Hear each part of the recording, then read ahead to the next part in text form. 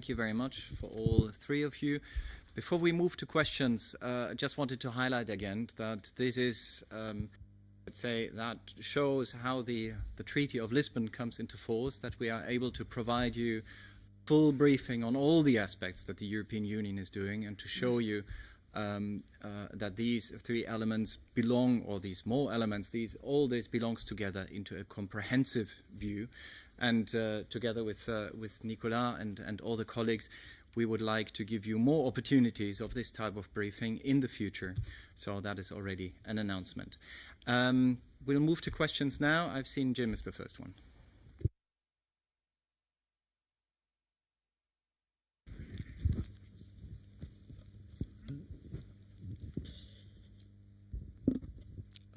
Jim Neuger from Bloomberg for Rear Admiral Hudson.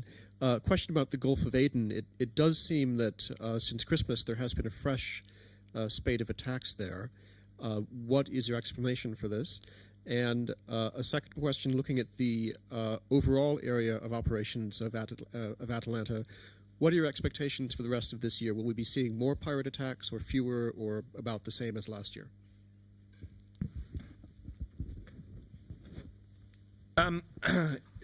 4 attacks in January. We saw in the Gulf of Aden, so against the general scheme of things, it wasn't a huge surge, and it's what we'd expect given the weather conditions at that time of the year. And one was successful on New Year's Day, so not a huge spike. Over the year, I think, as I said earlier, our presence in the Gulf of Aden, not just with EU NAVFOR, but the other organisations there, means that we have a good deterrent effect in the Gulf of Aden. I suspect we will remain challenged in the Somali Basin by a factor of size, traffic density, exit routes for pirate action groups, and their ability to seize other fishing vessels and dhows and move into the Somali Basin. So I suspect over 2010 we'll still see ships being taken. I suspect they'll be a long way off the Somali coast, right out into the central part of the Indian Ocean, and that whilst we will have some effect in terms of working with industry to close down, to warn and identify risk, nevertheless the pirates will have some success during that period. Next question over there, please.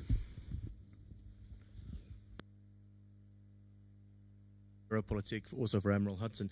You mentioned that the pirates in the Gulf of Aden region were switching to other forms of criminal activity, in particular people smuggling. What can you do about that? Is there a role for EU NAVFOR in controlling that problem too? EU NAVFOR is not there as some sort of global international policeman to sweep up every level of criminal activity. And there are lots of other bits of criminal activity going on in the region, whether it's sort of gun smuggling, drug smuggling, and so on and so forth.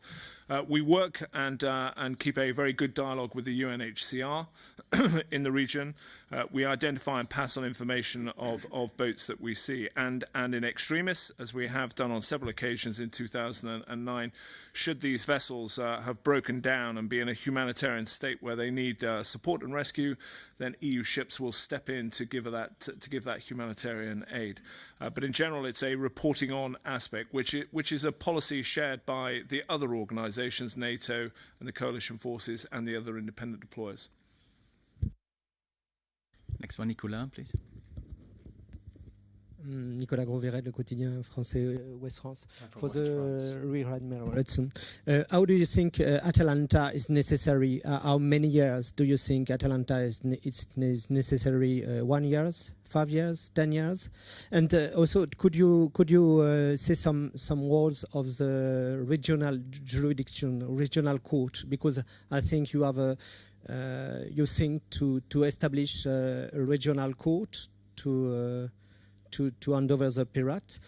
Et une petite question pour Monsieur Lenoir. Est-ce que vous pourriez nous dire un petit peu ce qui se passe au niveau d'un projet de formation des gardes-côtes somaliens qui avait été envisagé à un moment donné? Somali Coast Guards. I think there was a plan that was mentioned at some point in time. My own country, the United Kingdom, conducted its first patrols off Somalia, Zanzibar, Oman in the middle part of the 18th century, around 1750. We had pirates patrols off Eastern Africa. So this is not a new phenomenon. And you could say we're still at it. So do I expect this to be finished in 2 years, 5 years, 10 years? As we've just heard to my right and to my left, this is not a problem that's going to solve racing around the Indian Ocean with expensive warships. It will get solved through the political engagement ashore in Mogadishu with the government and the institutions of Somalia, and that momentum, that progress which the European Union is trying to initiate and drive energy into will ultimately lead to the solution of piracy. So I'm afraid the crystal ball looking backwards is always clear. Looking to the future, it's still a bit opaque, I'm afraid. With regards to the court systems, I'll leave Didier to mention options on regional tribunals. We have extraordinary support from Kenya through their legal systems. We've recently reached agreements with the Seychelles in terms of regional support. So those major players, maritime players, are contributing in no small order to the Atalanta operation. But the idea for regional tribunals, as you say, is fresh. And maybe, I don't know, Didier, if you want to mention any of that. Oui, non, juste pour dire que c'est effectivement un sujet sur lequel on se penche. Quand on s'est adressé au Kenya ou aux Seychelles, le Kenya et les Seychelles nous avaient dit que leur offre de contribution rencontrerait les limites de capacité qui sont celles du Kenya et des Seychelles. Et donc, nous savions que nous ne pouvons pas attendre que le Kenya soit le seul à résoudre le problème de la continuité entre l'activité opérationnelle et les activités juridiques. La question de savoir comment trouver une solution de long terme est discutée dans le cadre du groupe de contact organisé sous l'égide des Nations Unies, qui est un groupe de travail dédié à cette question. Alors il y a des vues divergentes entre les membres de ce groupe de travail. Ceci étant, le consensus commence à se dessiner autour de la solution que vous avez mentionnée, qui est celle d'une chambre spécialisée s'appuyant sur une organisation régionale ou sur une cour régionale. Il reste évidemment à en détailler les modalités précises. Le groupe de contact sur la piraterie s'est réuni jeudi dernier à New York et mandat a été donné au groupe de travail spécialisé sur ces questions juridiques de poursuivre ces travaux. Sur la question de la formation des gardes-côtes, c'est effectivement un des éléments, une des lignes d'action qui avait été identifiée par le secrétaire général dans la lettre qu'il avait adressée au ministre au printemps dernier. Les travaux ont avancé là-dessus. La priorité avait été donnée à la formation des forces de sécurité somaliennes parce que ce qui était en jeu derrière, c'était la sécurité du GFT lui-même. Maintenant que la planification est bien avancée sur cet aspect-là, le Conseil se penche sur la question de la formation des gardes-côtes.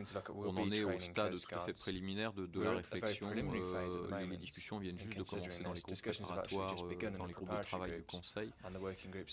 L'idée, fondamentalement, est de s'appuyer, n'est pas de réinventer un nouveau plan global pour le développement des capacités maritimes régionales et un nouveau plan global pour le soutien des gardes-côtes somaliens. L'idée, une fois encore, dans une logique de recherche de valeur ajoutée et de complémentarité, c'est de s'appuyer sur des processus qui existent. Et il y a un processus qui existe, qui est celui du Code de conduite de Djibouti, qui a été validé, qui a été signé par les pays de la région. Et notre idée est véritablement d'essayer d'identifier au sein de ce processus, au sein des différents projets qui figurent dans ce code de conduite de Djibouti, quels sont ceux dans lesquels nous pouvons utilement nous inscrire, quels sont ceux sur lesquels nous pouvons apporter une véritable valeur ajoutée et de focaliser notre action précisément sur ces points-là.